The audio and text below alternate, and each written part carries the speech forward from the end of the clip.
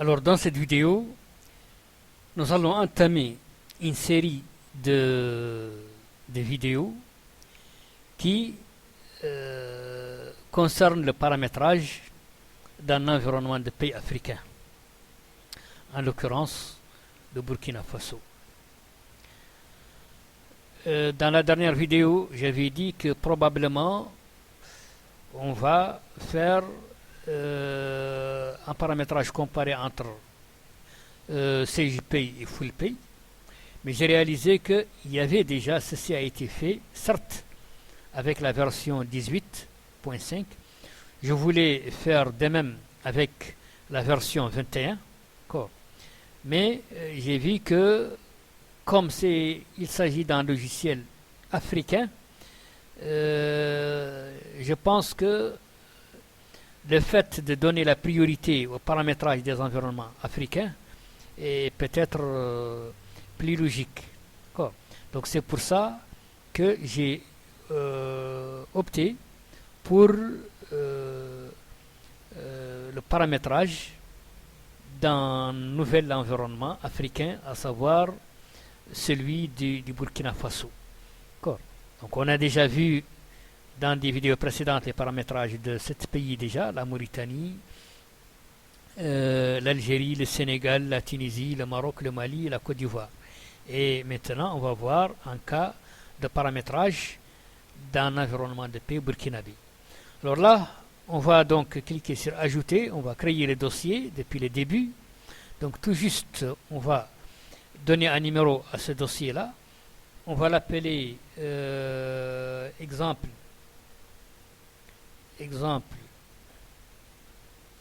de pays burkinabé. Eh bien, on va copier ça et le coller au niveau du nom complet. Et puis pour le début d'exercice, on renseigne le début de l'exercice. Certes, cela a un caractère comptable. C'est normal parce qu'il y a une interface entre FullPay et la comptabilité. Donc, qui dit comptabilité dit donc exercice comptable. Bon, maintenant, pour les autres informations, elles ne sont pas obligatoires. L'adresse géographique, l'îlot, le lot, ville, adresse postale et télécom, forme juridique, date de création, etc. Ces informations ne sont pas obligatoires lors de la création du dossier. Donc, on va les laisser, d'accord, et passer directement à la création du dossier. Donc, on va cliquer sur créer. Vous n'avez pas saisi de mot de passe, vous quand même passer. Oui, ici, nous avons un exemple, on n'a pas besoin de mot de passe. Pour ça, d'accord. OK. Alors, là, donc, le dossier a été créé. Je viens ici au niveau des dossiers, je sélectionne le numéro du dossier. Il est là, exemple de pays burkinabé. Okay. Et là, je clique sur ouvrir. Je l'ouvre donc. Et là, je suis au niveau du menu principal de FullPay. Donc ici, si je clique sur statistiques par exemple, donc là, je vois que tout est à 0. Parce que le dossier vient d'être créé. Effectif du personnel, nombre de lieux, direction de service, etc. Nombre de constants, de rubriques. Donc, c'est normal. Parce qu'on vient tout juste de créer le dossier. Alors maintenant, nous allons procéder au paramétrage de l'environnement. D'accord. L'horaire de travail de l'établissement. D'accord. Ainsi que les constantes de base de l'environnement de la paye. Alors ça, c'est au niveau d'un traitement qui s'appelle paramètres. Donc on clique sur ce bouton paramètres. Et là, nous avons un onglet contenant plusieurs volets, d'accord, parmi lesquels horaire du travail. Nous allons donc ici indiquer l'horaire de travail de l'établissement. Alors, on indique le premier jour de la semaine, lundi. D'accord. L'année commence en janvier et se termine en décembre, donc une année normale. Alors le nombre de jours de fin de semaine, 2. Et là le système déduit donc qu'il s'agit de samedi et dimanche. Parce que le premier jour de la semaine est lundi. D'accord. Entièrement chômé par défaut. Si ce n'est pas le cas, on décoche et on renseigne. D'accord. Donc, les horaires correspondants. Ok. Donc, maintenant, nous allons venir au niveau de l'organisation de la journée du travail.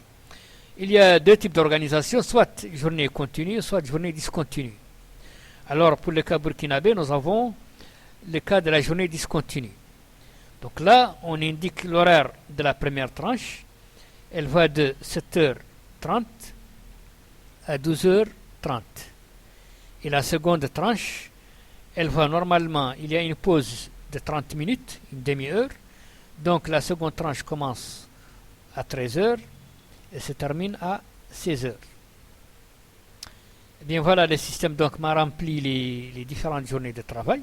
Donc lundi, mardi, mercredi, jeudi, vendredi, avec comme début de tranche et fin de tranche ce que j'ai indiqué ici.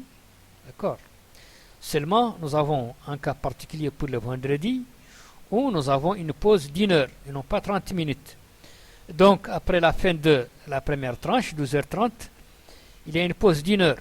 Donc, la seconde tranche va commencer à 13h30 et elle doit se terminer donc à 16h30. Voilà. Alors, maintenant, le système déduit un ensemble d'informations à partir de cet horaire. Donc, il a déduit que le nombre d'heures travaillées par jour est de 8 heures, que le nombre d'heures travaillées par semaine est de 40 et que le nombre d'heures travaillées par mois est de 173,33. Seulement, ces informations doivent être codifiées. Donc, on doit donner des codes à ces informations qui seront utilisées par la suite dans les traitements de l'API. Donc, alors, le code associé, par défaut, le logiciel propose sa propre codification. Si on veut, on la conserve. Si on veut, on met la codification qui convient. D'accord. Bon, ici, on va laisser cette codification. Donc, MBH jour, eh bien, c'est le nombre d'heures travaillées par jour, 8. Ici, MBH SEM, le nombre d'heures travaillées par semaine, 40. Ici, MBH mois, le nombre d'heures travaillées par mois. D'accord. Alors, la périodicité de l'API par défaut, il est mensuel. Seulement, le système propose éventuellement d'autres, la vingtaine. D'accord. Auquel cas, la base 30e sera 20 jours, 20. Ou bien la quinzaine, 15 jours, etc. Donc, on peut indiquer la périodicité de l'API. Alors là, on va revenir donc à mensuel. En fait, c'est ça, par défaut.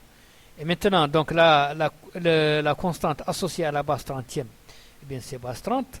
La constante associée aux heures de présence, eh bien, les voilà, MBH présence. Et la constante associée aux heures d'absence, MBH absence. Alors, pour les dates de l'API, nous avons code constant date de l'API, bien c'est date P.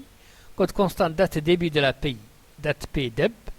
Code constant date fin de l'API, date P fin. Maintenant, des informations à propos du congé. Code cumul brut congé sans période en cours, c'est KIMConge. Code cumul brut congé avec période en cours, KIMConge P. D'accord. Code de brut congé moyen sans période en cours, brut conge moyen. Et code de brut congé moyen avec période en cours, c'est brut congé P moyen. Donc voilà les constantes de base associées à l'horaire de travail. D'accord. Donc là, on va cliquer sur OK pour les valider. OK. Alors maintenant, nous allons poursuivre pour enregistrer les constantes de base complémentaires. Eh bien, gestion des constantes, on clique là. Et là, donc, nous avons la liste des constantes qu'on vient de déclarer maintenant au niveau du paramétrage de l'horaire de travail. Elles sont là. D'accord. Et maintenant, on va continuer. Donc, on va enregistrer les constantes de base de l'environnement de l'API. Eh bien, parmi ces constantes, il y a le salaire de base, par exemple. Donc, REM base. D'accord. Donc, salaire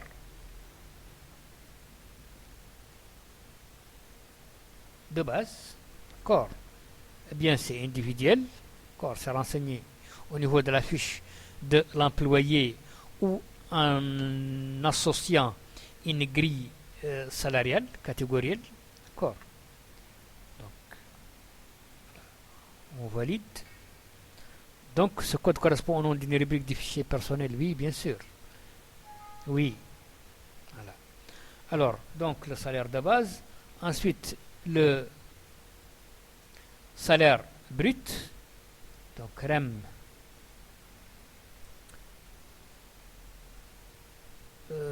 Salaire de base horaire. Donc, REM base hors d'abord. D'accord. Donc, salaire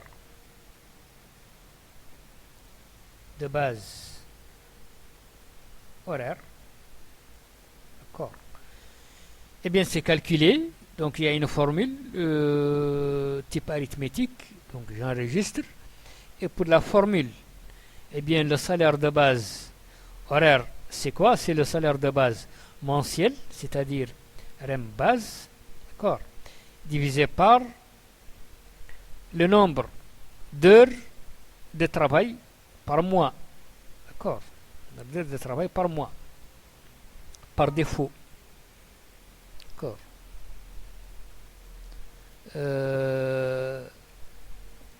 Maintenant, nous avons REM brut, donc la constante salaire brut, salaire brut, eh bien, c'est une constante prédéfinie, d'accord, donc prédéfinie. Voilà. Bien sûr, on a le salaire brut horaire, donc hors salaire brut horaire,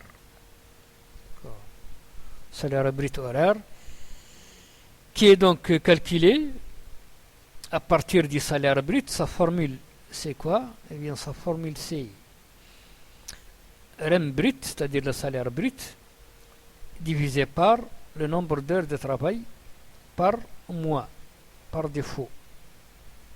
Sinon, nombre d'heures de présence. Même chose pour le salaire de base aussi. On a maintenant une autre constante, brut conge. Donc, brut congé. D'accord. Celui-là, cette constante, va cumuler les rubriques qui versent dans l'allocation de congé, de type prédéfini.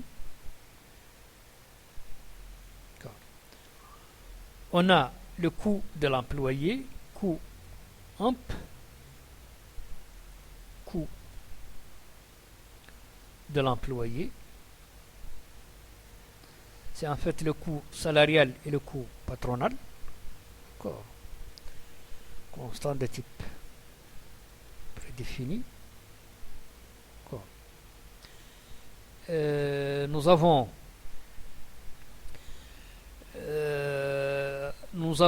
pour le cas du Burkina Faso, nous avons un salaire brut partiel, REM brut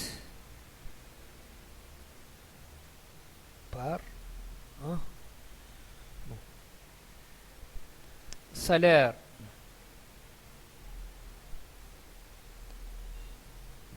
brut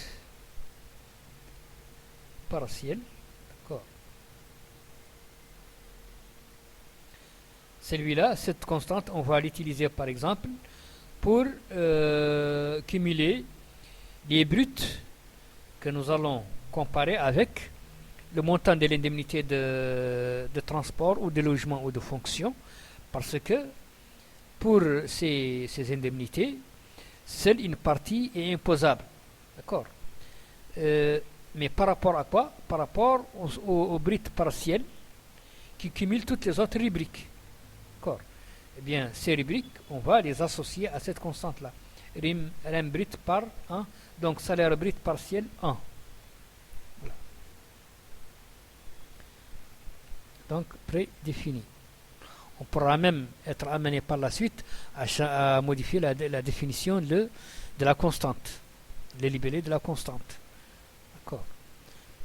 Alors maintenant, après ce qui a un caractère brut, on passe aux cotisations. Donc il y a l'assiette des cotisations. Donc on va l'appeler CNSS, donc assiette de la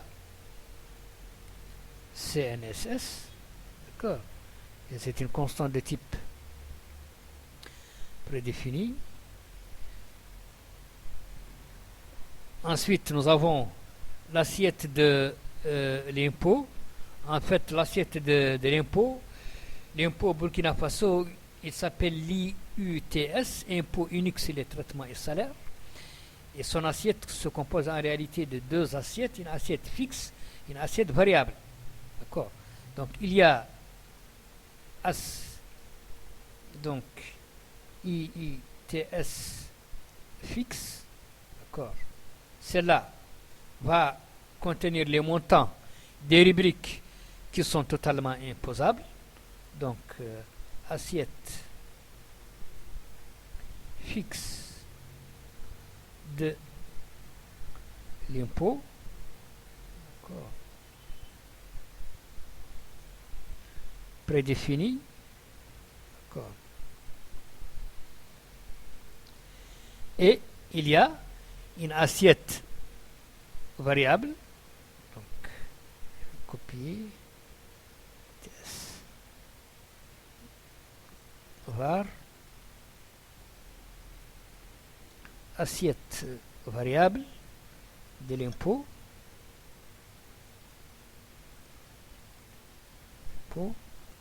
D'accord.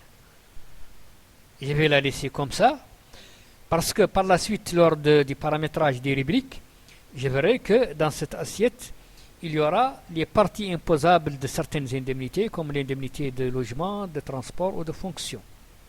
D'accord. Alors, ensuite, j'ai la constante relative au salaire net, donc REM net. Salaire net, d'accord, donc prédéfini, d'accord, et RMP, d'accord,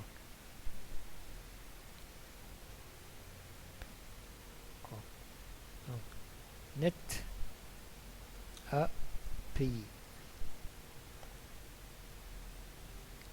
net à payer, d'accord, qui est donc une constante de type prédéfinie.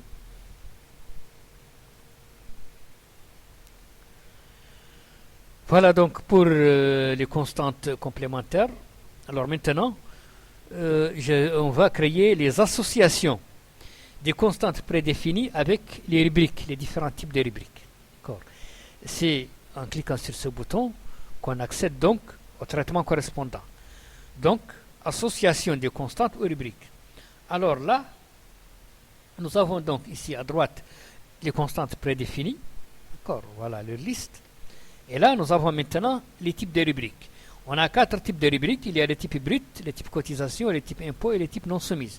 Pour chaque type de rubrique, il y a des associations par défaut. C'est ce que nous allons faire maintenant. Par exemple, pour les rubriques de type brut, eh bien, elles sont associées à toutes les constantes prédéfinies qui sont là par défaut. Je dis bien par défaut. D'accord. Ça veut dire quoi? Ça veut dire que c'est, donc je sélectionne tout et je transfère. D'accord. Ça veut dire que une rubrique de type brut, elle verse dans l'assiette de la CNSS, c'est-à-dire elle est cotisable par défaut, elle est imposable par défaut. Elle verse dans le brut congé, dans le coût de l'employé, dans le salaire brut, dans le salaire brut partiel, dans le salaire net et dans le net à payer. Par défaut, j'ai dit bien par défaut. On verra qu'il y aura des exceptions. D'accord. On sera amené à enlever certaines rubriques, certaines constantes plutôt, parmi celles-ci, en fonction de la rubrique qu'on traite. Donc là, on va enregistrer ces associations. Ça, c'est pour le type brut. Alors maintenant, le type cotisation, eh bien, le type cotisation, c'est une retenue, généralement. D'accord. Alors, les cotisations, eh bien, il y a certaines choses qui sont enlevés à partir des cotisations. Il y a l'impôt, d'accord, donc assiette fixe d'impôt. Il y a le salaire net et le net à payer. Donc, ces constantes-là, on les enlève de la rubrique cotisation. D'accord? On enregistre.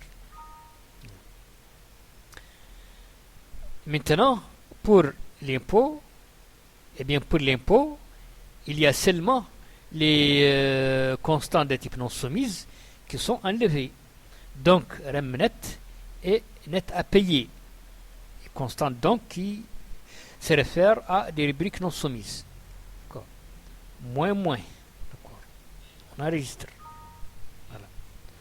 Alors, pour les non soumises maintenant, eh bien, pour les non soumises, il y a seulement le net à payer. Donc, si c'est une retenue, elle s'enlève du net à payer. D'accord. Si c'est un gain, ça s'ajoute au net à payer. Voilà. On enregistre. OK. Voilà. Donc, ici, nous avons défini les associations entre les types de rubriques et les constantes prédéfinies ou constantes cumul. D'accord. Voilà, donc ici, on achève la première partie donc. Donc, cette vidéo s'achève là.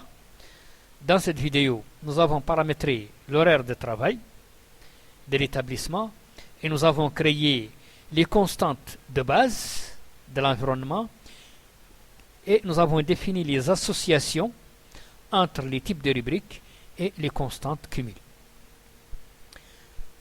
Prochainement, dans la prochaine vidéo, on va faire le paramétrage des rubriques de type brut. Ensuite, dans la vidéo d'après, on fera le paramétrage des rubriques de type impôt et non soumises.